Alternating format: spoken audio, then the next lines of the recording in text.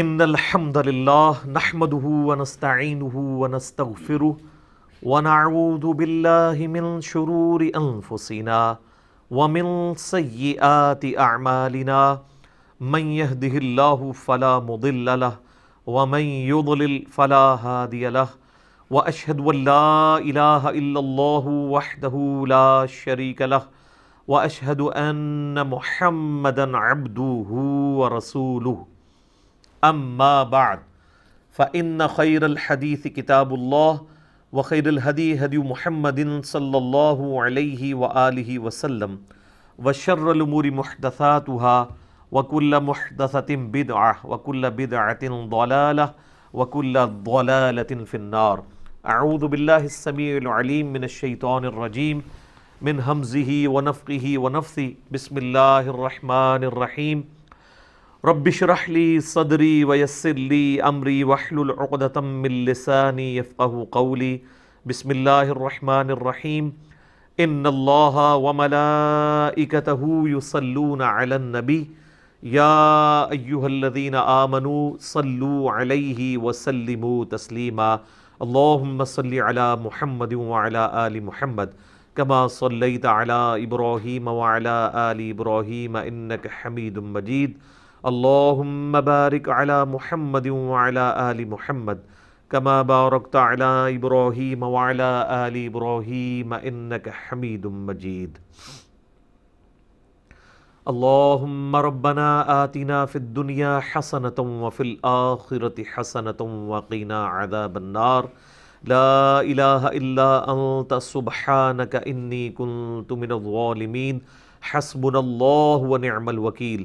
یا حی یا قیوم برحمتک استغیث ولا حول ولا قوة الا باللہ العلی العظیم۔ ربنا آتنا من لدنک رحمۃ وہیئ لنا من امرنا رشدا۔ آمین۔ الحمدللہ آج 26 اپریل 2020 کی قرآن کلاس نمبر 26 ہی کی اسٹوڈیو ریکارڈنگ ہونے جا رہی ہے۔ آج کے درس کا آغاز انشاءاللہ تعالی سورۃ البقرہ کی آیت نمبر 177 سے ہوگی۔ یہ 177 نمبر جو آیت ہے اسے کہتے ہیں آیت البر۔ یہ قرآن حکیم کی چند مشہور آیات میں سے ایک آیت ہے جس میں اللہ تعالیٰ نے نیکی کا فلسفہ بیان کیا ہے۔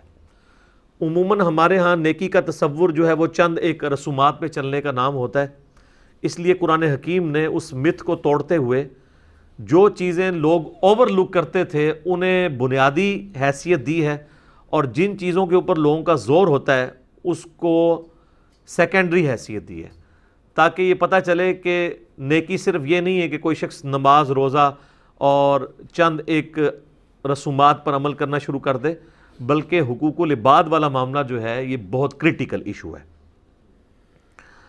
عموماً ہم لوگ ڈویژن تو کرتے ہیں حقوق اللہ کی اور حقوق العباد کی، لیکن بیسیکلی اگر دیکھا جائے دونوں ہی حقوق اللہ ہیں، کیونکہ حقوق العباد کی ترغیب بھی ہمیں اللہ ہی نے دلائی ہے۔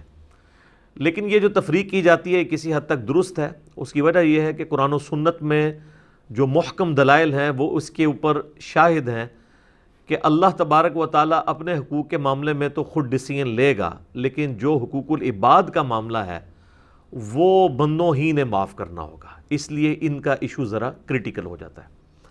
اس میں مشہور زمانہ ایک حدیث ہے صحیح مسلم کے اندر، اللہ کے محبوب صلی اللہ علیہ وآلہ وسلم نے فرمایا، جانتے ہو مفلس کون ہے؟ تو صحابہ نے عرض کی کہ ہم تو مفلس اسی کو سمجھتے ہیں جس کے پاس دنیا کا مال و متاع نہ ہو، دولت نہ ہو۔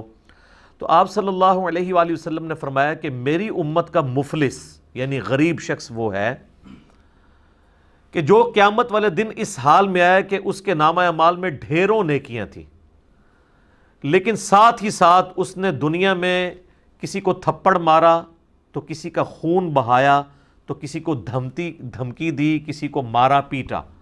اب وہ سب کے سب لوگ قیامت والے دن اللہ کے حضور حاضر ہوں گے اور کہیں گے اے اللہ آج تو چونکہ بدلے کا دن ہے ہمیں بدلہ چاہیے۔ اور بدلے کا دن یوم الدین وہ اس حد تک ہے کہ صحیح مسلم میں ہی ایک حدیث آتی ہے کہ دنیا میں اگر کسی سینگ والی بکری نے بغیر سینگ والی بکری کو مارا ہوگا تو قیامت والے دن اللہ تبارک و تعالیٰ اس بغیر سینگ والی بکری کو سینگ دے گا اور سینگ والے کے سینگ ختم کر دے گا اور اس سے کہے گا کہ اب تم اس سے بدلہ اتارو. یہ صحیح مسلم میں حدیث ہے. وہ جو صحیح مسلم کی حدیث جو میں بیان کر رہا تھا مفلس والی، کتاب البر والصلہ چیپٹر جو آتا ہے صحیح مسلم میں، اس کے اندر موجود ہے. تو آپ علیہ السلام فرماتے ہیں کہ پھر ایک ایک کر کے لوگ آگے بڑھیں گے تو اللہ تعالیٰ فرمائے گا آج تو کرنسی جو ہے وہ تو نیکیاں ہیں، تو تم اس طرح کرو کہ یہ تمہارا بدلہ تو اس طریقے سے تو نہیں تم اس سے لے سکتے، تو ایسا کرتے ہیں کہ اس کی نیکیاں تم اس بدلے میں لے جاؤ. تو لوگ اس کی نیکیاں لے کے جانا شروع کریں گے حتیٰ کہ اس کی پہاڑوں جتنی نیکیاں ختم ہو جائیں گی. وَلِعَوْذُ بِاللَّهِ تَعَالَى اللہم اجرنا من النار آمین. ابھی بھی کچھ لوگ باقی ہوں گے جن کا حق اس نے دینا ہوگا. تو اللہ فرمائے گا کہ اب تو اس کے پاس کوئی نیکی نہیں بچی، اب یوں کرتے ہیں کہ تمہارے گناہ اس کے نامہ اعمال میں ڈال دیتے ہیں، اینڈ وائس ورسا، اور پھر اسے اوندھا منہ کر کے دوزخ میں ڈال دیا جائے گا. یعنی حقوق اللہ کے معاملے میں کوئی کمی نہیں تھی اس کے اندر، ڈھیروں نیکیاں تھیں، لیکن حقوق العباد کے معاملے میں اس نے کمزوری دکھائی، اس کی وجہ سے اس کا بیڑا غرق ہو گیا. اسی لیے آپ دیکھیں کہ سورہ نساء کے اندر اللہ تعالیٰ فرماتا ہے جو لوگ یتیموں کا مال ناحق ہڑپ کر رہے ہیں وہ اپنے پیٹوں میں دوزخ کی آگ بھر رہے ہیں. دنیا میں اس آگ کا پتہ نہیں چلے گا. دنیا میں تو چونکہ فزیکل لاز ایکٹیو ہیں، اگر آپ اپنی زبان کے اوپر انگارہ رکھیں تو جل جائے گی، حرام کا مال زبان پر رکھیں تو نہیں جلے گی. بلکہ لوگ تو کہتے ہیں حرام کھانے کا زیادہ ہی مزہ آتا ہے. لیکن آخرت کی زندگی کے اندر دنیا میں جس نے حرام اپنے پیٹ میں ڈالا ہوگا وہ اللہ تعالیٰ اسے حکم دے گا وہ آگ بن جائے گی. بلکہ بخاری مسلم میں تو آتا ہے کہ وہ خوفناک قسم کے اژدہا اور سانپ کی شکل اختیار کر لیں گے. اسی کا مال و دولت جو حرام طریقے سے اس نے کمایا ہوگا یا حلال طریقے سے کمایا لیکن اس کی زکوٰۃ ادا نہیں کی. تو اب وہ نیکی کا جو فلسفہ ہے وہ آیت البر کے اندر بیان ہو رہا ہے. اعوذ باللہ من الشیطان الرجیم، بسم اللہ الرحمن الرحیم. سورۃ البقرہ آیت نمبر 177. لیس البر ان تولوا وجوہکم قبل المشرق والمغرب. نیکی صرف یہ نہیں ہے کہ تم اپنا رخ مشرق یا مغرب کی طرف کر لو. بیسیکلی یہودیوں کو ٹونٹ کیا جا رہا ہے نا. پیچھے پس منظر میں ہم تحویل قبلہ کا مضمون کور کر چکے ہیں. انہوں نے ایک لکیر پیٹنا شروع کر دی تھی کہ جب تک ابراہیمی قبلے کی طرف مسلمان نہیں گئے تھے تو یہ کہتے تھے کہ یروشلم تو ابراہیمی قبلہ ہے ہی نہیں ہے، لیکن آپس میں چیما گوئیاں کرتے تھے. جب اللہ تعالیٰ نے قبلہ یروشلم کی بجائے خانہ کعبہ کر دیا تو پھر انہوں نے اوپنلی یہ کہنا شروع کر دیا کہ یہ کیا ہوا، ابھی تک تو تم ہمارے قبلے کی طرف نماز پڑھ رہے تھے، اب تم نے اپنا قبلہ بدل لیا. حالانکہ وہ اندر سے ہی جانتے تھے کہ ابراہیمی قبلہ جو ہے وہ خانہ کعبہ ہے. قبلہ اول بھی کعبہ ہے، قبلہ آخر یعنی فائنل قبلہ بھی کعبہ ہے.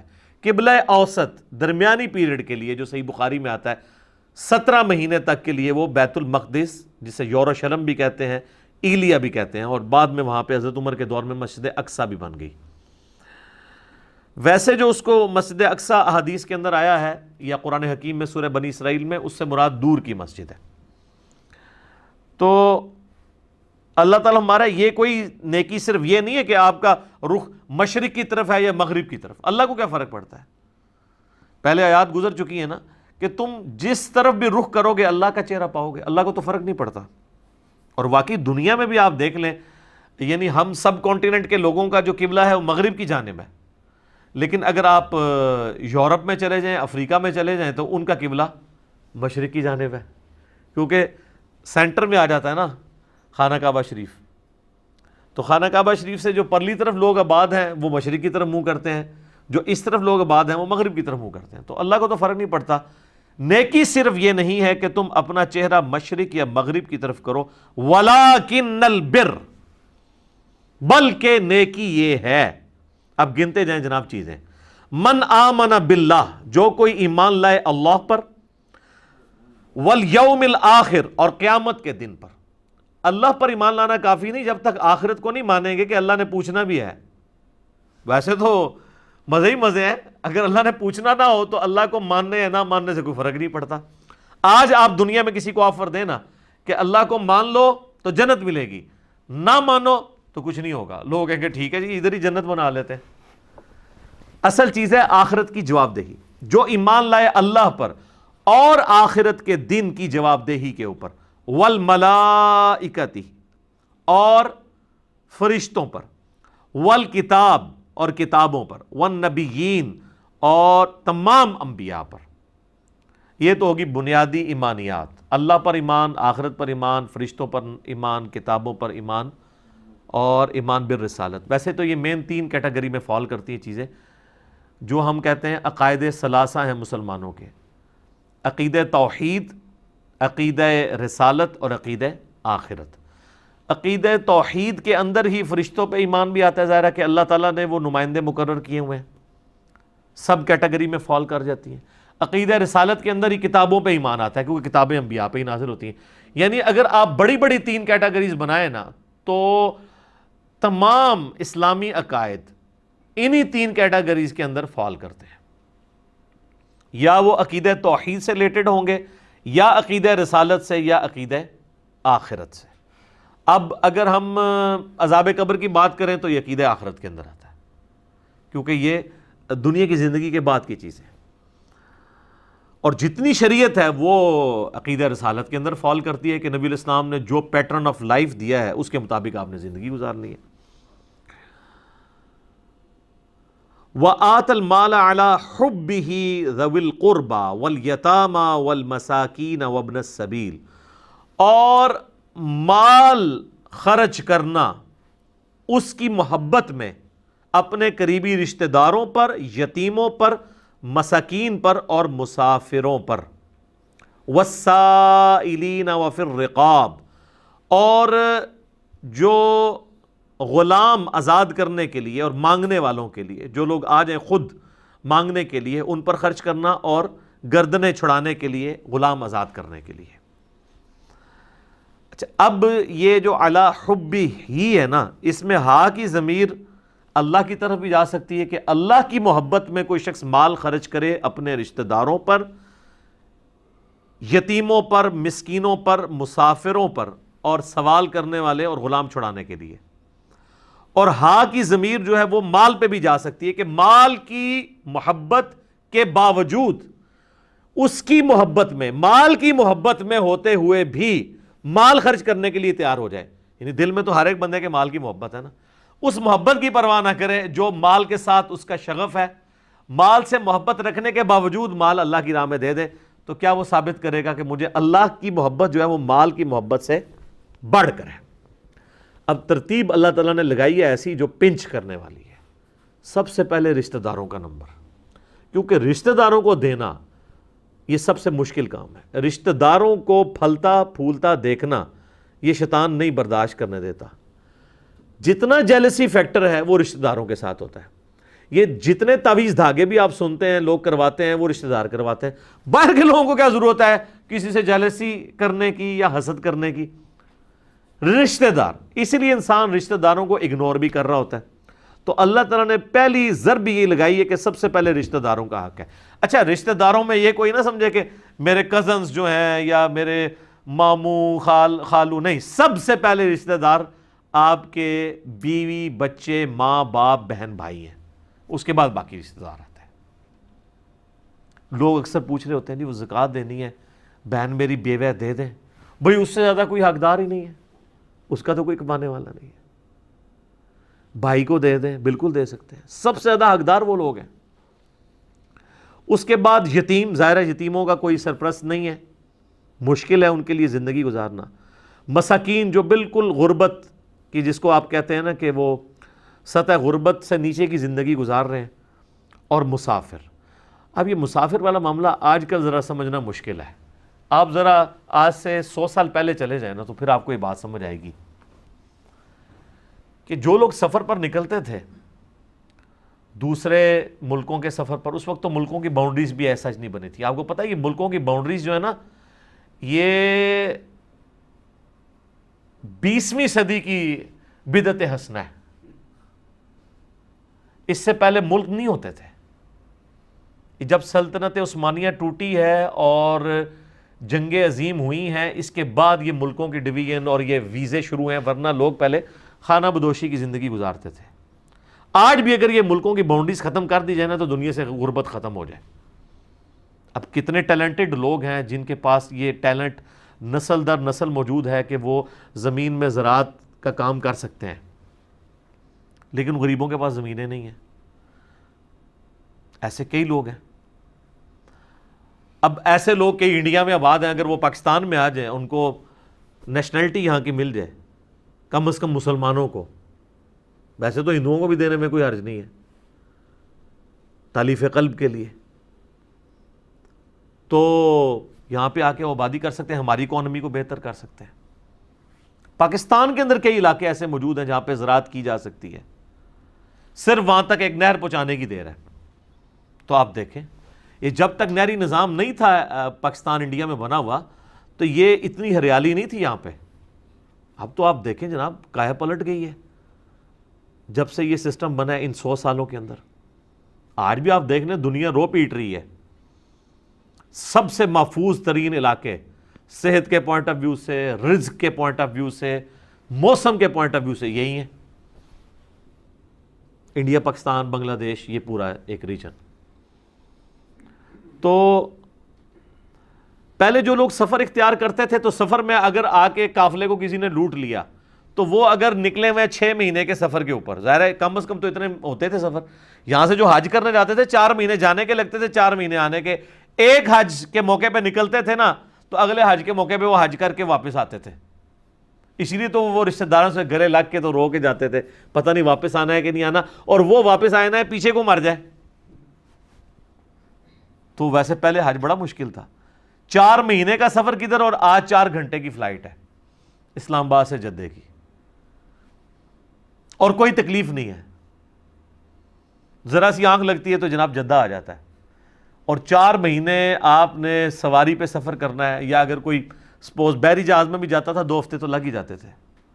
اور اس میں کئی لوگوں کو سی سکنس ہو جاتی تھی, کیونکہ سمندر کی ایک خاص سمیل ہے مچھلیوں کی وجہ سے, وہ لوگوں کے دماغ کو چڑھ جاتی ہے. کئی لوگوں کے ساتھ ایسا ہوتا ہے وہ پورے راستے 2 ہفتے تک الٹیاں کرتے جاتے تھے. تو ایسے بھی اگر 2 ہفتے آپ کو ایک جگہ پہ قید کر دیا جائے, ابھی یہ کورونا کی وجہ سے لوگ قید ہیں, تو آپ دیکھیں کتنی مشکل زندگی ان کے لیے ہوئی ہے. تو لوگ اس طرح وہ مشکل کی تکلیف کی زندگی گزارتے تھے. آج کے دور کو نہ دیکھیں, جب انٹرنیٹ ہے تو آپ آج جناب تو پیچھے ٹوٹی کاٹ دی نا نیٹ والی, ایک دن نہیں تو لنگنا. آپ امیجن کریں نیٹ بند ہو جائے. وہ کسی نے پرائم منسٹر کو مشورہ دیا تھا, آپ نے لوگوں کو گھر میں رکھنا ہے تو مفت انٹرنیٹ کا کنیکشن دے دیں ان کو, نہیں نکلیں گے باہر. ٹھیک ہے, تو اس زمانے کی بات ہو رہی ہے, آج سے 100 سال پہلے, کوئی پرانی بات بھی نہیں ہے. تو قرآن کے نزول کو آلموسٹ 1400 سال گزر چکے ہیں. اگر آپ 1400 سال میں دیکھیں تو صرف یہ 100 سال ڈیفرنٹ ہے. پہلے 1300 سال تو وہی ہیں جو ہم ڈسکس کر رہے ہیں اس میں. مسافر, اب جس مسافر کی جیب کٹ گئی ہے تو وہ تو آ گیا, اب زکوٰۃ لینے کے قابل ہو گیا ہے, اس کی پلے تو کوئی شے نہیں ہے. تو اسی لیے یہ ترغیب دلائی گئی ہے کہ مسافروں کو دینا ہے. کوئی مسافر واقعی ضرورت مند ہو سکتا ہے, اب وہ ایزی لوڈ تو نہیں کروا سکتا گھر سے, اگر جیب کسی کی کٹ گئی ہے. تو یہ تو آج کے زمانے کی بات ہے. ایون آج بھی جن لوگوں کو ٹیکنالوجی کی خبر نہیں ہے, یا جن لوگوں کو پیچھے کوئی سپورٹ کرنے والا نہیں ہوتا, دوسرے شہروں میں آتے ہیں خریداری کے لیے, جیب کٹ گئی ہے, ان کے پاس بیچاروں کے پاس واپسی جانے کا کرایہ بھی نہیں ہوتا. جینون ایشو بھی آ جاتا ہے. بعض اوقات تو خیر لوگ ایسے ہیں جو روزانہ ہی کرایہ مانگ رہے ہوتے ہیں, وہ تو ایک پروفیشنل ہے, ان کی بات نہیں ہو رہی ہے.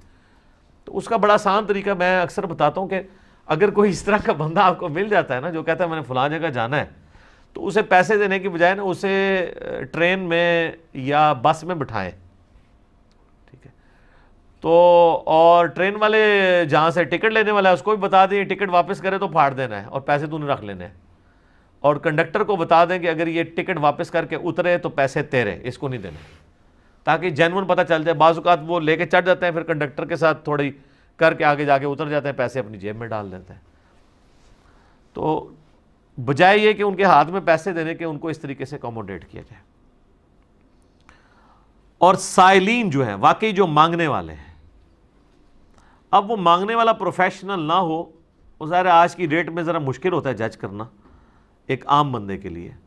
جو لوگ تھوڑے سے یعنی اس ایشو کے ساتھ وابستہ ہیں, یا جو آپ سمجھ لیں مارکیٹ کے اندر بیٹھے ہیں, وہ تو روزانہ شکلیں دیکھ دیکھ کے ان کو پتہ چل گیا ہوتا ہے کہ یہ تو روزانہ مانگنے آتے ہیں. تو ایسے لوگوں کو تو اسلام کہتا ہے آپ نے ڈسکریج کرنا ہے، پروفیشنل بیگرز کو ڈسکریج کرنا ہے۔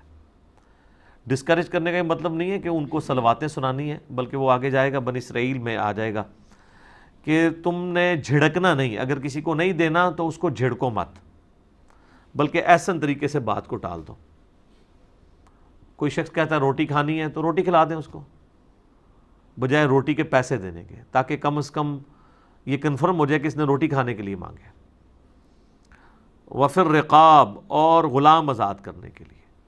غلام آزاد کرنے میں تو اس وقت غلامی کا ایک دور تھا، تو اللہ تعالیٰ نے اس چیز کو انکریج کیا کہ غلام کو آزاد کرنے کا اتنا ثواب ہے، حتیٰ کہ آپ دیکھیں گے ہماری کئی ایک عبادات کے کفارے کے طور پر غلام آزاد کرنے کی بات ہوئی ہے۔ روزہ توڑ لیا تو غلام آزاد کرو، قتل خطا ہو گیا کسی سے، جان بوجھ کے نہیں، ایکسیڈنٹل، وہ بھی ایک غلام آزاد کرے گا، دیت تو علیحدہ دے گا، غلام بھی الگ سے آزاد کرے گا۔ اسی طریقے سے قسم توڑ دیا ہے، اس کا کفارہ بھی ہے، ایک غلام آزاد کرے گا۔ اس چیز نے آہستہ آہستہ غلامی والا سسٹم دنیا سے ایلیمنیٹ کر دیا۔ آج کے دور میں آپ اس کی ماڈرن فارم لے سکتے ہیں، مقروض کی گردن چھڑانا، وہ بھی آلموسٹ غلام ہو چکا ہوتا ہے۔ اگر کوئی واقعی جینون کیس آپ کے سامنے ہے اور آپ کو اللہ تعالیٰ نے استطاعت دی ہے، تو آپ بجائے یہ کہ 1000 بندوں میں اپنی زکوٰۃ تقسیم کرتے رہیں، کسی ایک بندے کو ایک بار اس کی گردن آزاد کروا دیں اس طرح کے قرض سے، تاکہ وہ سٹیبل ہو سکے، بشرطے کہ وہ سٹیبل ہو، یہ نہ ہو کہ وہ گردن چھڑا کے اور جا کے آگے قرضہ لے لے۔ ایسے لوگ بھی ہوتے ہیں، کئی لوگ ہیں، یعنی ان کو آپ تھوڑا سا کاروبار سیٹ کر کے دیں تو وہ چیزیں بیچ کے پھر کسی اور کے پاس جا کے مانگنا شروع کر دیتے ہیں، اور وہ پروفیشنل بیگرز ہوتے ہیں۔ ان چیزوں کو بھی دیکھنے کی ضرورت ہوتی ہے۔ اچھا، اب اللہ تعالیٰ نے ایمانیات کے بعد اعمال کا 2 ہی چیزیں ہیں نا، ایمان اور عمل۔ ایمانیات ہیں اور عمل صالح ہیں۔ ایمانیات تو آ گئی، عقیدہ توحید، رسالت اور آخرت۔ اس کے بعد اعمال کا جب سلسلہ شروع ہے تو آپ دیکھ لیں حقوق العباد پہلے ذکر ہوئے ہیں، کہ اللہ کی راہ میں اپنا مال خرچ کرنا ہے، جیب ڈھیلی کرنی ہے، اور کس طریقے سے اپنے رشتہ داروں پہ خرچ کے، اپنے قریبی مساکین جو لوگ ہیں ان پہ خرچ کر کے، اور جو مسافر ہیں گردنیں چھڑانے کے لیے، اور جو لوگ غریب ہیں مانگنے والے ان کو دے کر۔ اس میں ایک حدیث بھی ہے بخاری مسلم دونوں میں، نبی علیہ السلام نے فرمایا جو شخص یہ چاہتا ہے نا کہ اللہ تعالیٰ اس کی عمر میں برکت کر دے، عمر دراز کر دے اور رزق میں کشادگی کر دے، تو وہ اپنے رشتہ داروں کے ساتھ حسن سلوک کرے، صلہ رحمی کرے۔ یہ بڑا زبردست ایک ذریعہ ہے، لیکن یہ کام کرنا مشکل ہے۔ اصل بات یہ ہے، یہ کہنا بہت آسان ہے، لیکن رشتہ داروں کے ساتھ حسن سلوک کرنا ذرا مشکل کام ہے۔ اب حقوق العباد کے بعد حقوق اللہ کا ذکر آ رہا ہے، وَأَقَامَ الصَّلَاةَ۔ اب دیکھیں نماز سے بڑی کون سی عبادت ہو سکتی ہے، لیکن اللہ نے اسے بعد میں ذکر کیا، اور قائم کرنا نماز کو، وَآتَ الزَّكَاةَ، اور زکوٰۃ دینا یا تزکیہ نفس کرنا، دونوں معنی درست ہیں، وَالْمُوفُونَ بِعَهْدِهِمْ إِذَا عَاهَدُوا، اور پورا کرنا اپنے وعدوں کو جب کہ وہ کسی سے وعدہ کریں، ایمان والوں کی یعنی یہ بات بتائی جا رہی ہے۔ وَالصَّابِرِينَ فِي الْبَأْسَاءِ وَالضَّرَّاءِ، اور صبر کرنے والے لوگ مصیبت کے حالات میں اور سختی کے حال میں، وحین البأس، اور لڑائی کے دوران یعنی جہاد کے دوران۔ ظاہر ہے کہ مصیبت میں، تنگی میں، تنگی کون سی آ سکتی ہے، مال کی تنگی بھی، قحط سالی بھی آ سکتی ہے، اور جہاد میں تو ظاہر ہے کئی ایک تکلیف سے گزرنا پڑتا ہے، اس میں وہ صبر اختیار کرنے والے لوگ ہوتے ہیں۔ اولئک الذین صدقوا، تو ایسے لوگ ہیں جو کہ اپنے یعنی دعوی ایمان کے اندر سچے ہیں۔ وَأُولَئِكَ هُمُ الْمُتَّقُونَ، اور یہی وہ لوگ ہیں جو حقیقی طور پر پرہیزگار ہیں۔ یعنی تقوی کا معیار اللہ کے نزدیک جو ہے، اب یہاں پہ کہیں آپ دیکھ لیں کہ کوئی لمبی داڑھی ہونا، پگڑی ہونا، شلوار ٹخنوں سے اوپر ہونا، شکل و صورت جو ہے وہ کوئی مذہبی گیٹ اپ بنا لینا، کوئی اس چیز کا کہیں پہ ذکر نہیں ہے۔ چند ایک بنیادی چیزوں کا ذکر ہے، ایمانیات کے بعد حقوق العباد، اور اس کے بعد حقوق اللہ۔ یا ایھا الذین آمنوا کتب علیکم القصاص، اے اہل ایمان تم پر اللہ تعالیٰ نے یہ فرض کر دیا ہے کہ قصاص لو فی القتل، قتل کے معاملے میں، یعنی یہ بدلہ لینا یہ اللہ تعالیٰ نے ایز این اوبلیگیشن شریعت کا حصہ بنایا ہے۔ کس لیول کا بدلہ؟ الحر بالحر، آزاد کے بدلے آزاد قتل ہوگا۔ اب ظاہر اس وقت غلامی کا دور تھا، اگر کسی آزاد بندے نے کسی غلام کو مار دیا،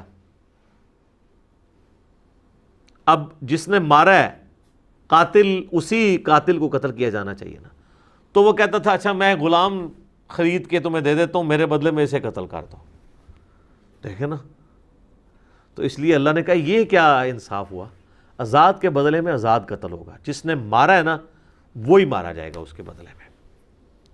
والعبد بالعبد، اور غلام کے بدلے غلام، غلام کے بدلے غلام کا مطلب ہے کہ ایک غلام نے اگر کسی کو مار دیا ہے تو اس کے بدلے وہی غلام قتل ہوگا، یہ نہیں ہے کہ کوئی اور غلام۔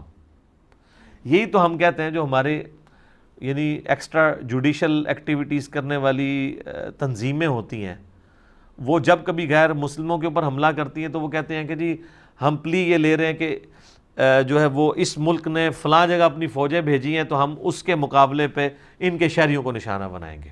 تو قرآن تو اس کی اجازت نہیں دے رہا، قرآن تو انڈیویجول لیول پہ بھی اجازت نہیں دے رہا کہ ایک بندے کے بدلے دوسرا بندہ قتل نہیں ہو سکتا، چہ جائے کہ امریکہ کہیں پہ فوج بھیج رہا ہے اور آپ امریکہ کے شہریوں کو مارنا شروع کر دیں، اس چیز کی کوئی اجازت نہیں ہے۔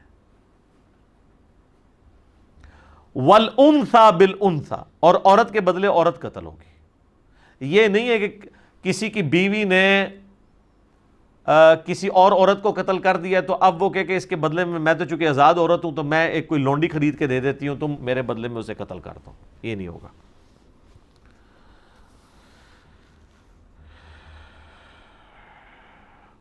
فَمَنْ عُفِيَ لَهُ مِنْ أَخِيهِ شَيْءٌ، اب ایک اللہ تعالیٰ ایک آپشن دے رہا ہے اس حوالے سے، پس جس کو معاف کی جائے اس کی بھائی یعنی مقتول کے وارث کی طرف سے کوئی چیز، فَاتِّبَاعٌ بِالْمَعْرُوفِ، تو اسے چاہیے کہ وہ طلب کر سکتا ہے، مقتول کا وارث جو ہے وہ طلب کر سکتا ہے کیا؟ وَأَدَاءٌ إِلَيْهِ بِإِحْسَانٍ، وہ کیا طلب کرے گا؟ دیت طلب کرے گا، اور وہ جو دیت طلب کرنا ہے وہ ہوگا دستور کے مطابق، یعنی اس کے لیے کوئی چیز مقرر نہیں کی گئی ہے۔ لیکن اگر آپ احادیث میں ہیں تو سنن ابی داؤد میں حدیث ہے کہ نبی علیہ السلام نے اپنے مبارک زمانے میں پہلے سے ایک دیے چل رہی تھی، اسی کو اسٹیبلش کیا ہے کہ 100 اونٹ دیے جائیں گے یا اس کی مالیت۔ سر 100 اونٹ آج کے بھی آپ دیکھ لیں کم از کم 2-2.5 کروڑ روپے بن جاتا ہے، ایک نارمل اونٹ 2 لاکھ روپے کا تو ہوتا ہی ہے نا، بیل 1.5 لاکھ تک پہنچ چکے ہیں، لاکھ تک۔ تو اب یہ حکومتیں ہماری کیا کرتی ہیں جی، زخمیوں کے لیے 5 لاکھ اور مرنے والوں کے لیے 25 لاکھ، نہ دیت جو ہے کم از کم ہوگی 2 کروڑ آج کی ڈیٹ میں۔ 100 اونٹ جب بھی یعنی آپ قیمت اس کی کیلکولیٹ کرتے رہے۔ ذَلِكَ تَخْفِيفٌ مِّن رَبِّكُمْ وَرَحْمَةٌ، یہ تمہارے رب کی طرف سے رعایت ہے اور رحمت ہے، یعنی رعایت دے دی گئی ہے۔ اگر کوئی شخص یعنی چاہتا ہے کہ اپنے یعنی مقتول کے بدلے میں قاتل کو معاف کرنا چاہے تو اس کے عوض اس سے خون بہا لے سکتا ہے مال کی فارم میں، اور یہ بھی اجازت ہے، پریفریبل نہیں ہے، وہ آگے آ جائے گی آیت۔ پریفریبل یہی ہے کہ قتل کے بدلے قتل ہو تاکہ ڈیٹرنس ہو۔ تو یہ اللہ کی طرف سے ایک آسانی ہے اور رحمت ہے۔ فَمَنِ اعْتَدَىٰ بَعْدَ ذَلِكَ فَلَهُ عَذَابٌ أَلِيمٌ، تو جو کوئی زیادتی کرے اس کے بعد تو اس کے لیے ہے دردناک عذاب، وَلِعَوْذُ بِاللَّهِ تَعَالَى۔ وَلَكُمْ فِي الْقِصَاصِ حَيَاةٌ يَا أُولِي الْأَلْبَابِ لَعَلَّكُمْ تَتَّقُونَ، اور اے عقل مندو تمہارے لیے قصاص لینے میں ہی زندگی چھپی ہوئی ہے معاشرے کی، تاکہ تم اللہ سے ڈر سکو۔ یہ وہ جو بات آ گئی کہ آپشن ضرور دے دیا کہ آپ خون بہا لے سکتے ہیں، لیکن کہا کہ یہ آپشنل ہے، قتل کے مقدمے کی پیروی ہونی چاہیے اور قاتل کو مقتول کے بدلے میں ٹانگا جانا چاہیے، ورنہ تو پھر قاتل اگر دندناتے پھریں گے اس طریقے سے تو پھر معاشرے میں نار کی پھیل جائے گی۔ جس معاشرے میں احترام جان، احترام مال نہیں ہوگا، وہ معاشرہ کیسے قائم رہ سکتا ہے؟ تو کہا گیا کہ پوری انسانیت کی زندگی چھپی ہوئی ہے اس کے اندر، ظاہر ہے پوری انسانیت کی ہے۔ جب ایک آپ بے لگام لوگوں کو چھوڑ دیں گے تو معاشرہ تو پھر بنانا ریپبلکس بن جائیں گی۔ اس کا کلائمیکس تو آگے چل کے آئے گا جناب سورہ المائدہ کی آیت نمبر 32 میں، کہ جس نے ایک جان کو ناحق قتل کیا گویا اس نے پوری انسانیت کو قتل کر دیا، اور جس نے ایک جان کو بچا لیا، اس کی زندگی بچا لی، گویا پوری انسانیت کو بچا لیا۔ سورہ النساء کے اندر آئے گا کہ جو شخص بھی جان بوجھ کے کسی کو قتل کرتا ہے نا، اس کی جزا ہمیشہ کی جہنم ہے، ہمیشہ کی جہنم۔ یہ قتل کا معاملہ بڑا کرٹیکل ہے جناب۔ سنن ابی داؤد میں حدیث ہے، نبی علیہ السلام نے فرمایا اللہ تعالیٰ یا تو شرک کو معاف نہیں کرے گا، یا پھر اگر کسی مؤمن کو کسی نے ناحق قتل کیا یہ گناہ معاف نہیں کرے گا، اس کے سوا جتنے گناہ ہیں وہ چاہے گا معاف کر دے گا۔ لہٰذا یہ جو آیت ہے نا سورہ النساء میں آیت نمبر 48 اور 116 جو 2 دفعہ آئی ہے، ان اللہ لا یغفر ان یشرک بہ ویغفر ما دون ذلک لمن یشاء، بے شک اللہ اس گناہ کو کبھی معاف نہیں کرے گا کہ کوئی شخص اس کے ساتھ شرک کرتے ہوئے دنیا سے چلا گیا، اس کے سوا جتنے گناہ ہیں معاف کر دے گا جس کے لیے چاہے گا۔ یعنی وہاں پہ بھی اوپن لائسنس نہیں ہے، چاہے گا تو معاف کرے گا، اگر نہیں چاہے گا تو نہیں معاف کرے گا۔ تو وہ کون سا ایسا گناہ ہو سکتا ہے کہ جو وہ نہ چاہے کہ معاف کیا جائے؟ وہ قتل ناحق ہے۔ صحیح بخاری میں حدیث ہے، جس نے ایک ذمی کافر کو بھی ناحق قتل کر دیا، یعنی جو اسلامی حکومت میں ٹیکس دے کر رہ رہا تھا، تو ایسا مسلمان جنت کی خوشبو بھی نہیں پائے گا، حالانکہ جنت کی خوشبو 40 سال کی مسافت سے آ رہی ہوگی۔ یعنی قیامت کا 50,000 سال کا دن ہے قرآن میں آیا، تو اس 50,000 سال میں جب 40 سال باقی رہ جائیں گے نا تو جنت کی خوشبو آنا شروع ہو جائے گی، لیکن اس شخص کو جنت کی خوشبو بھی نہیں آئے گی جس نے کسی کافر کو ناحق قتل کر دیا کسی اسلامی حکومت کے اندر۔ بخاری اور مسلم دونوں میں حدیث ہے، قیامت والے دن سب سے پہلے جس مقدمے کا فیصلہ ہوگا وہ قتل کا مقدمہ ہے۔ جامعہ ترمذی میں حدیث ہے، نبی علیہ السلام نے فرمایا کسی شخص کا ایک مؤمن کو قتل کرنا اللہ کے نزدیک ایسا ہی ہے گویا کہ وہ پوری دنیا کو تباہ و برباد کر دے۔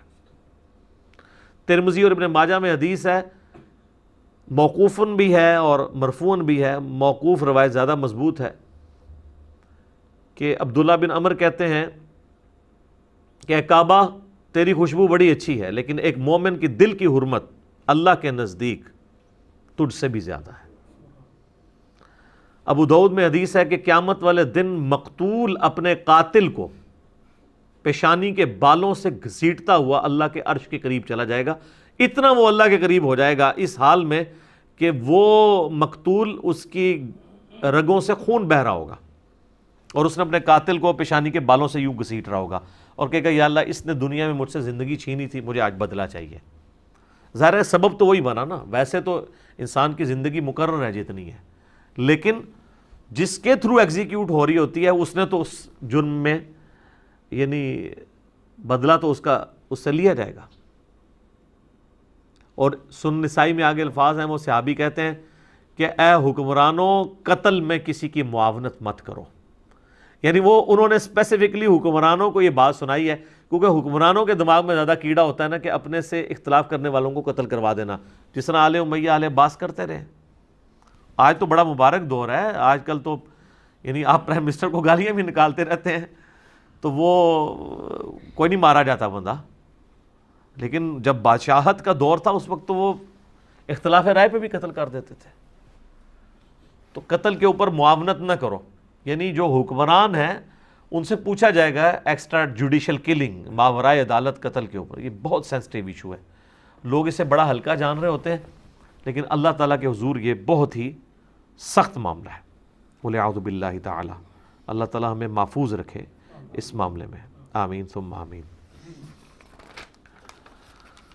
کتب علیکم اذا حضر احدکم الموت، تم پر یہ بھی فرض کیا گیا ہے کہ جب تم میں سے کوئی شخص نزع کے عالم میں ہو، موت آ دھمکے اس پر، ان ترک خیرا الوصیۃ للوالدین، کہ وہ وصیت کر دے اپنے مال میں سے اپنے والدین کے لیے، والاقربین اور قریبی رشتہ داروں کے لیے، بالمعروف معروف طریقے سے، انصاف کے ساتھ، حقا علی المتقین، یہ پرہیزگاروں پر اللہ کی طرف سے حق ہے۔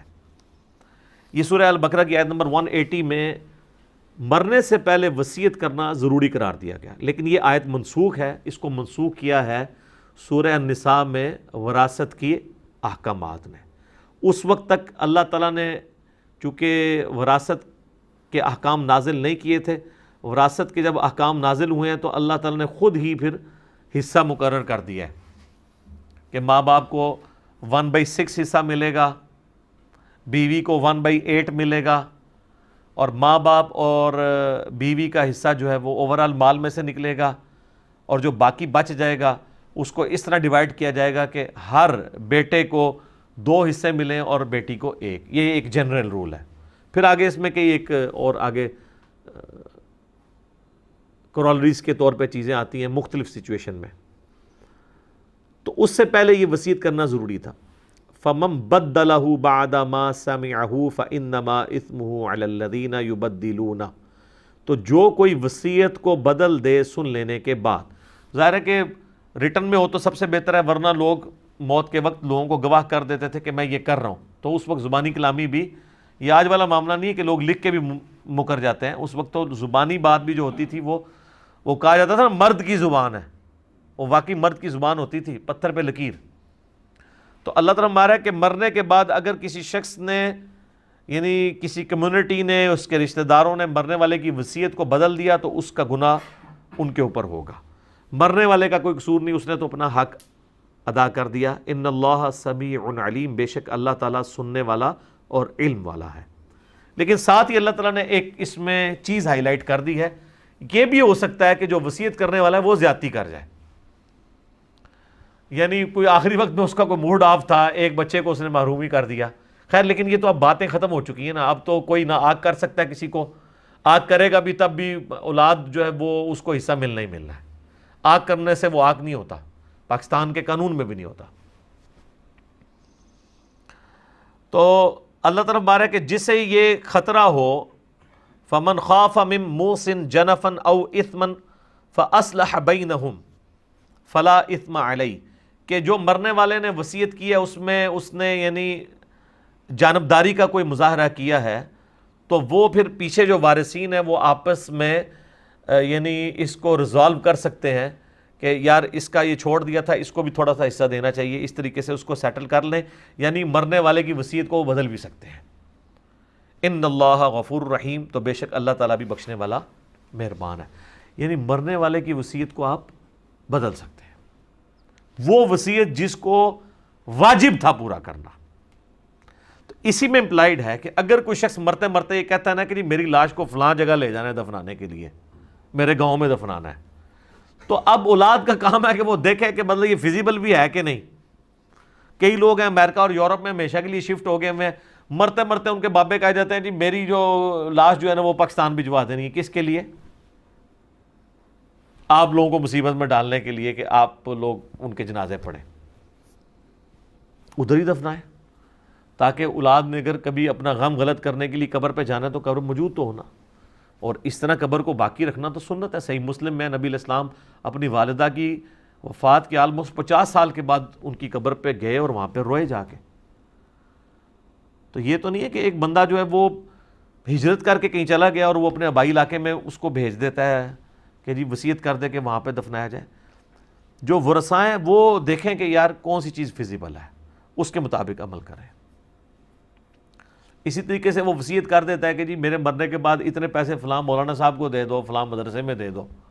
یہ اب آپ دیکھیں کہ بعد میں وہ کیا ہوا ہے، کئی لوگ تو زندگی میں ہی لکھوا لیتے ہیں، اور جو زندگی میں نہیں لکھوا سکتے وہ میت کے اوپر اونچی اونچی آواز میں کہتے ہیں جی بس آخری ویلیج کہندے سن، آخری ویلیج کہندے سن۔ اور تاکہ کوئی نہ کوئی شرم کر کے کچھ نہ کچھ دے ہی دے. ٹھیک ہے, ان لوگوں کو کیا ہے, مطلب جھوٹ بولتے ہوئے کوئی دیر لگتی ہے.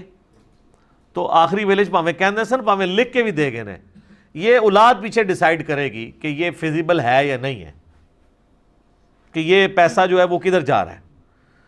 دیکھیں نا جی, آپ پچھلے دنوں جو فیصل عیدی صاحب نے کیا ہے کہ انہوں نے جا کے 1 کروڑ کا چیک جا کے پرائم منسٹر کو پکڑا دیا ہے, یہ خیانت کی ہے انہوں نے. اسلام میں تو اس چیز کی اجازت نہیں ہے. جن لوگوں نے انہیں پیسہ دیا ہے وہ اس لیے دیا ہے کہ وہ ان پہ اعتماد کرتے ہیں کہ ان کے ذریعے چیریٹی میں جائے. یہ تو حکومتوں کے کام ہے کہ این جی اوز کو پیسہ دیں, نہ کہ این جی اوز جو ہیں وہ اپنا پیسہ دیں. اور پھر میں نے تو وہ ایک کاغذ بھی دیکھا کہ سول ایویشن اتھارٹی کی طرف سے نکلا ہوا ہے جس میں انہوں نے ایئر ایمبولنس یوز کی ہے کراچی سے اسلام آباد جانے کے لیے, چیک پکڑانے کے لیے. سول ایویشن اتھارٹی کا لیٹر نکلا ہوا ہے, اور اس کی ابھی اس کو نکلے ہوئے 5-6 دن ہو گئے, کوئی تردید نہیں آئی ہے.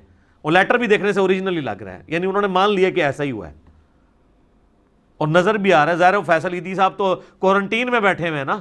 کراچی کا بندہ اگر اسلام آباد پہنچ گیا ہے تو کوئی جن تو نہیں ہے وہاں پہنچا ہے. کراچی کا بندہ جو کراچی میں ہوگا, اسلام آباد میں ہوگا, ٹریفک تو بند ہے, تو کیسے پہنچا ہے وہ؟ اپنی ایئر ایمبولنس لے کے, ٹکٹ, یعنی 1 کروڑ کا تو ٹکٹ, وہ 1 کروڑ کا تو وہ چیک دیا انہوں نے, اور جو پیسے خرچ ہوئے ہیں جہاز کے اوپر, اپنا جہاز لے کے. سر جس ملک کے اندر وزراء, پرائم منسٹرز, آرمی چیفز پورے چارٹر طیارے لے کے جا رہے ہوں, تو سر اتنے پھر عیدی صاحب کا بیٹا بھی کہے گا میں کیوں نہ لے کے جاواں, میں تو پھر بھی ڈلیور کر رہے ہیں نیشن نو. ظاہر ہے اوپر بڑوں کو ہی دیکھا جاتا ہے نا. اور آپ دیکھیں نیچے کتنے لوگوں نے کمنٹس کیے کہ آندہ سے ہم 1 روپیہ نہیں ان کو دیں گے. وہ 1 روپیہ اس نے 1 کروڑ روپیہ دے کے اپنے کروڑوں روپے لوز کروا لیے. تو اس طرح کی بھی معاملات یعنی مس ہینڈل ہو جاتے ہیں لوگوں سے. تو یہ دیکھنا چاہیے کہ جب کوئی شخص وصیت کرتا ہے, آپ اس کی وصیت کو اس طریقے سے مال جس کام کے لیے دیا گیا اس کام کے لیے وہ استعمال کریں. آپ اس کی اجازت کے بغیر نہیں کر سکتے. اکثر آپ مساجد میں بھی دیکھتے ہوں گے کہ لوگ پیسے دے کے جاتے ہیں اور کہتے ہیں جی یہ مسجد کے بل کے لیے استعمال کر لیں. ٹھیک ہے, اب جب دیتے وقت اس نے یہ شرط لگا دی ہے نا سر, تو مسجد کے بل کے علاوہ کسی اور چیز کے لیے وہ استعمال نہیں ہو سکتا الا یہ کہ اس سے اجازت لی جائے. وہ لوگ کیوں ایسے کہہ رہے ہوتے ہیں؟ ان کو یہ یقین ہوتا ہے کہ یہ مولانا صاحب اپنی جیب میں استعمال کریں گے, اپنے اوپر لگا لیں گے. کیونکہ اکثر جو تگڑے قسم کے مولوی ہیں وہ تو مسجد کمیٹیاں آگے پہلے توڑ دیتے ہیں جیسے اسٹرانگ ہوتے ہیں, چندہ اپنے قبضے میں کر لیتے ہیں. پھر کوئی ان کی یعنی ڈکلیئرڈ تنخواہ تو ہوتی ہے 15,000, لیکن جو انڈکلیئرڈ ہے ان کے خرچے بتا رہے ہوتے ہیں کہ یہ 15,000 تو روز کا خرچ کر رہے ہیں. تو کہاں سے کر رہے ہوتے ہیں؟ وہ چندہ ان کے قبضے میں ہوتا ہے. اس لیے جو سمجھدار لوگ ہیں نا وہ چندہ باکس پہ لکھوا دیتے ہیں کہ جی اس میں جو چندہ آپ ڈالیں گے اس کے کلی اختیار ہوں گے خرچ کرنے والوں کو. یہ باپا جانی والوں کے جو آپ چندے دیکھیں گے نا ان کے اوپر یہ عبارت لکھی ہوتی ہے, اور یہ بڑے شرعی طور پہ صحیح لکھی ہوئی ہے انہوں نے, کیونکہ وہ بری الذمہ ہو گئے ہیں. اب آپ نے ڈال دیا تو اس پہ لکھا ہے کہ اس میں جو چیز ڈالیں گے وہ ہمیں فل اختیار ہوگا, ہم اسے جہاں مرضی استعمال کریں. اچھا لفظ کیا استعمال کیا؟ کلی اختیار. کلی سے ہر شے آ سکتی ہے جناب, کوئی دنیا کی چیز ہے وہ کل بھی آ سکتی ہے. تو اب آپ نے ڈال دیا تو وہ بری الذمہ ہو گئے. ہاں دنیاوی طور پہ بری الذمہ ہو گئے, باقی اللہ کو تو وہ جواب دیں گے کہ وہ کلی میں انہوں نے اگر وہ اپنی ذاتیات اس میں لے آئے ہیں اور دین کے اوپر نہیں لگایا انہوں نے, اور اپنی خدمت کرنے کو دین کی خدمت سمجھ لیا ہے, تو وہ تو اللہ تعالیٰ کو جواب دہ ہوں گے. وَلِعَوْذُ بِاللَّهِ تَعَالَى. اچھا میرے بھائیو, اب اگلی جو آیات ہیں رمضان المبارک کے کانٹیکسٹ میں آیات آ رہی ہیں. یہ مسلسل 6 آیات سورۃ البقرہ کی آیت نمبر 183 سے لے کر 188 تک, یہ پورا ایک رکوع ہے. 23 نمبر رکوع سورۃ البقرہ کا, یہ مکمل رمضان المبارک سے ریلیٹڈ ہے. رمضان کے روزوں کو یہ یونیکنس حاصل ہے باقی تمام اسلامی عبادات پہ کہ قرآن حکیم کے اندر حج کا ذکر سکیٹرڈ فارم میں کئی ایک صورتوں میں, سورۃ البقرہ کے اندر ذکر آ جائے گا, سورۃ الحج کے اندر ذکر آ جائے گا, اور صورتوں کے اندر. زکوٰۃ کا ذکر تو پورے قرآن میں سکیٹرڈ ہے, نماز کا پورے قرآن کے اندر سکیٹرڈ ہے, نماز کا طریقہ اور احکام و مسائل بہت کم ڈسکس ہوئے ہیں، لیکن رمضان کے روزے ایک ایسی عبادت ہے کہ جو ایک ہی جگہ پہ قرآن میں آئی ہے اور کہیں اور نہیں آئی ہے، اور اس کے آلموسٹ جتنے موٹے موٹے مسائل ہیں وہ سب کے سب اللہ تعالیٰ نے اس میں کور کر دی ہیں۔ یہ رمضان المبارک کو باقی ساری عبادات کے اوپر فضیلت حاصل ہے۔ یہ 6 آیات رکوع نمبر 23 سورۃ البقرہ آیت نمبر 183 سے لے کر 188 تک۔ یا ایھا الذین آمنوا کتب علیکم الصیام، اے اہل ایمان تم پر روزے فرض کر دیے گئے ہیں، کما کتب علی الذین من قبلکم لعلکم تتقون، جیسا کہ تم سے اگلی امتیں جو گزر چکی ہیں، جو تم سے پہلے گزر چکی ہیں، ان پر فرض کیے گئے تھے تاکہ تم تقوی کی روش اختیار کر سکو۔ رمضان شریف کی آلموسٹ آمد ہے 1441 ہجری میں، اور یہ اللہ کی طرف سے کرامت ہوئی ہے کہ شعبان کے آخری عشرے میں ہماری یہ آیات الحمدللہ رمضان المبارک سے ریلیٹڈ آئی ہیں۔ رمضان المبارک کے جتنے بھی احکامات ہیں کتاب و سنت کی روشنی میں نے بڑی ڈیٹیل کے ساتھ ان کے اوپر ایک لیکچر ریکارڈ کروا دیا ہے، جو کہ آلموسٹ 5 نشستوں میں ہے۔ مسئلہ number 53A B C D اور E، اور ہر نشست آلموسٹ 1.5 گھنٹے کی ہے، جس میں رمضان شریف سے ریلیٹڈ ہر چیز کور کی گئی ہے جو کوئی پوچھ سکتا ہے۔ وہ کلپس بھی میں نے بھائیوں کو بتا دیا ہے، وہ وقتاً فوقتاً رمضان شریف کے پہلے عشرے میں ہی آلموسٹ سارے کے سارے کور کر لیں گے ہم۔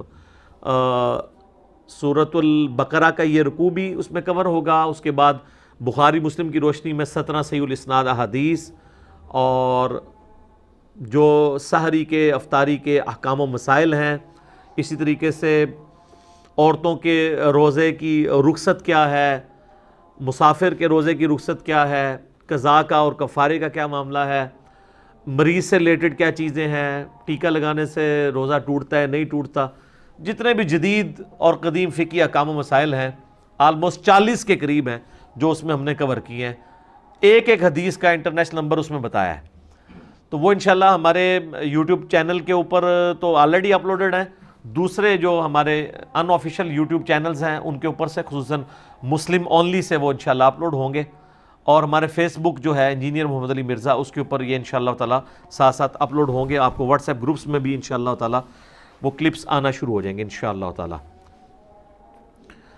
حصول برکت کے لیے میں 2-3 حدیثیں بیان کر دیتا ہوں۔ بخاری اور مسلم دونوں کی حدیث ہے کہ نبی صلی اللہ علیہ وآلہ وسلم نے فرمایا، جب رمضان کا مہینہ آتا ہے تو اللہ تعالیٰ جنت کے دروازوں کو کھول دیتا ہے اور جہنم کے دروازوں کو بند کر دیتا ہے، اور سرکش شیاطین کو قید کر دیتا ہے۔ تمام شیاطین نہیں، سرکش شیاطین۔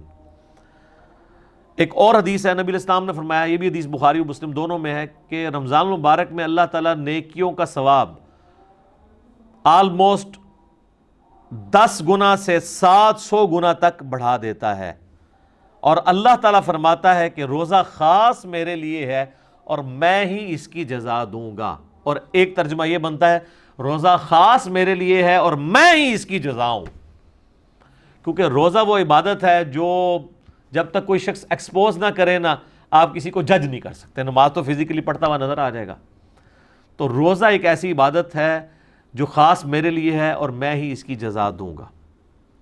بخاری مسلم میں ایک حدیث یہ بھی موجود ہے، نبی علیہ السلام نے فرمایا کہ ایک جنت کا دروازہ ہے جس کا نام ہے الریان، وہ خاص ان لوگوں کے لیے ہے جو رمضان مبارک کے روزے رکھنے والے ہیں، کہ وہ اس دروازے سے داخل ہوں گے۔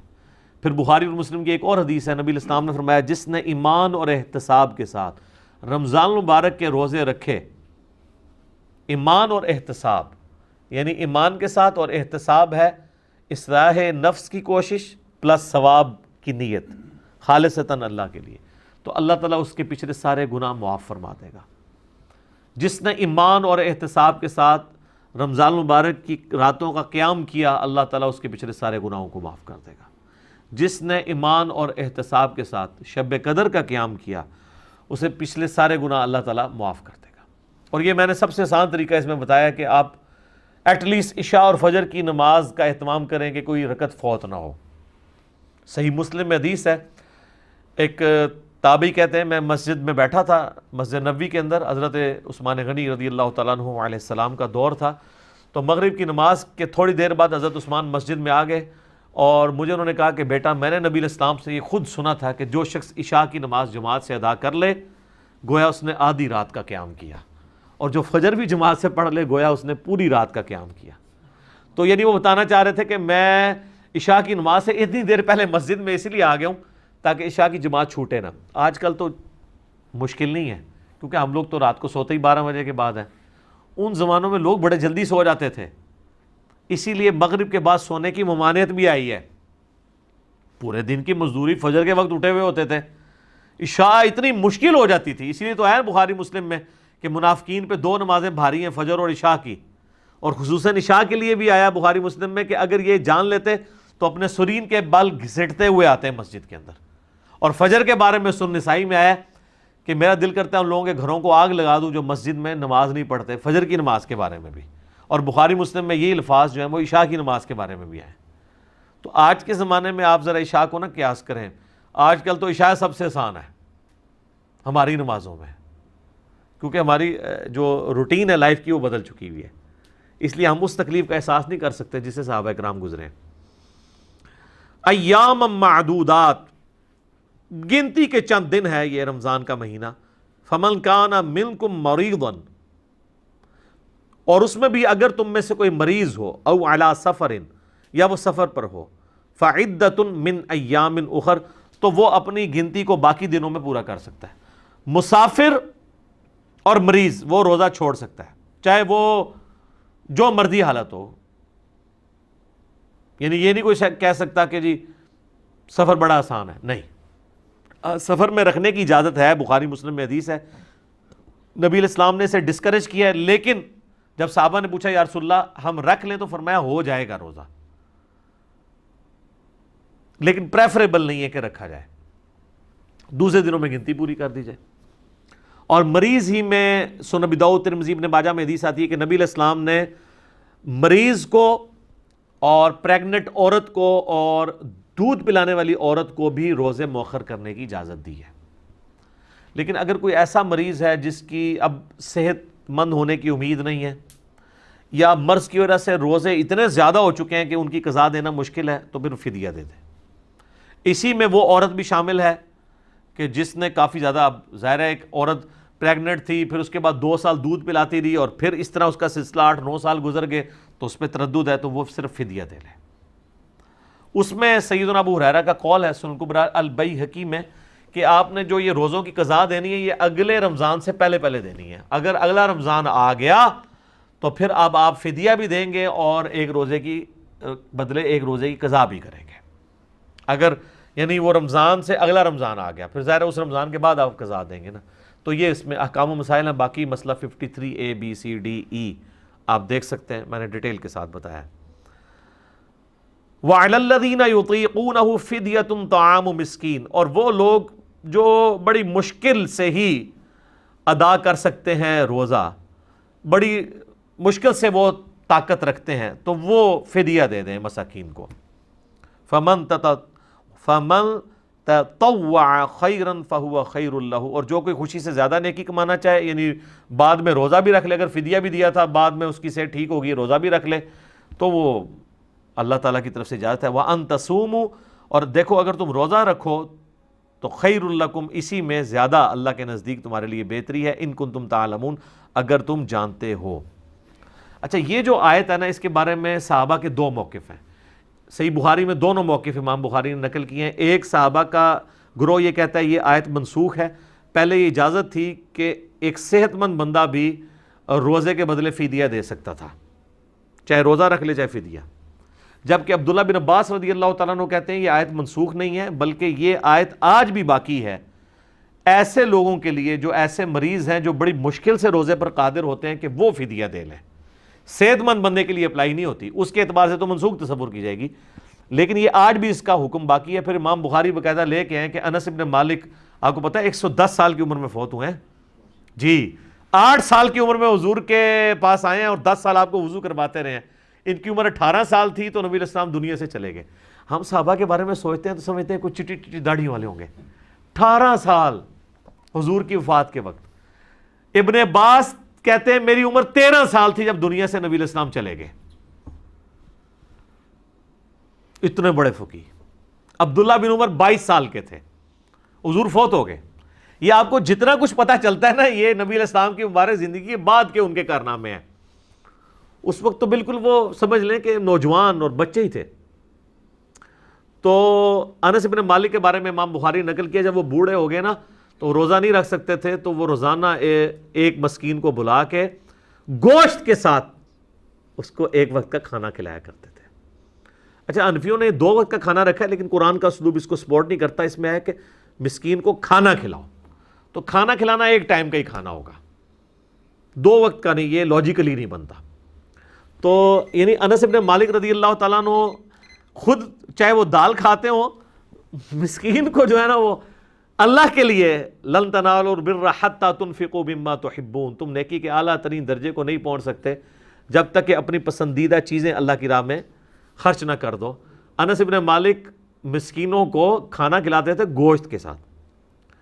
اجتہاداً امت نے اس پہ اجماع کیا کہ اگر کوئی کھانا نہیں کھلا سکتا تو ایک وقت کے کھانے کا فدیہ کسی مسکین کو دے دیں۔ اور یہ بھی ہو سکتا ہے کہ آپ کسی مسکین فیملی کو، غریب فیملی کو پورے مہینے کا اپنے جو روزہ، جس طرح شوگر کے مریض ہیں، وہ بے شک جنگ بھی ہیں، وہ تو کبھی بھی قدرت نہیں رکھ پائیں گے، ان کے لیے مشکل ہو جاتا ہے، تو وہ ہر سال فدیہ دے دیں۔